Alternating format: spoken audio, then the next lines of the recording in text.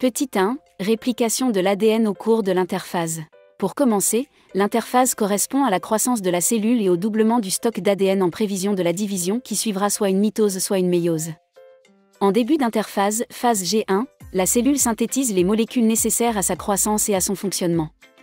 En milieu d'interphase, phase S, a lieu la réplication de l'ADN. Il s'agit d'un processus semi-conservatif. En fin d'interphase G2, la cellule achève sa croissance et sa préparation à la division qui va suivre.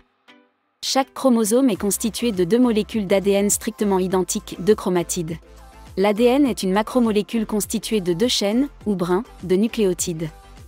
Un nucléotide correspond à un groupement phosphate, un sucre, le désoxyribose, et une base azotée parmi 4, l'adénine, la thymine, la cytosine et la guanine.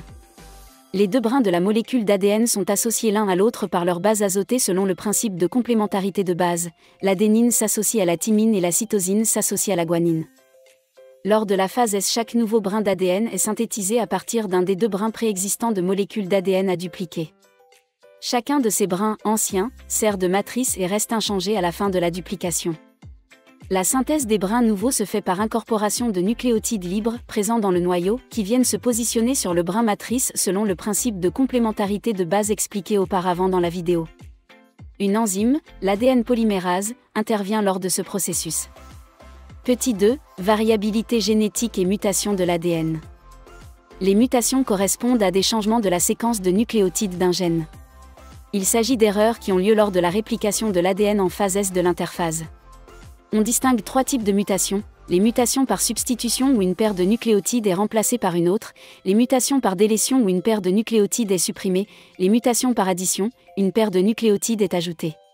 La plupart des erreurs de réplication de l'ADN sont réparées par des systèmes enzymatiques variés et ne donnent pas lieu à des mutations. Certains facteurs augmentent la fréquence des mutations en modifiant l'ADN et en favorisant les erreurs de réplication. On parle d'agents mutagènes. Il s'agit de substances chimiques variées ou de rayonnement, radioactivité, rayons X, UV.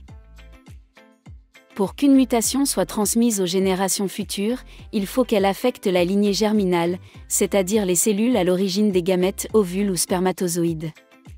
Une mutation affectant une cellule de la lignée somatique, c'est-à-dire toutes les cellules du corps qui ne deviendront jamais des gamètes, concerne uniquement les cellules filles issues de la cellule mutée.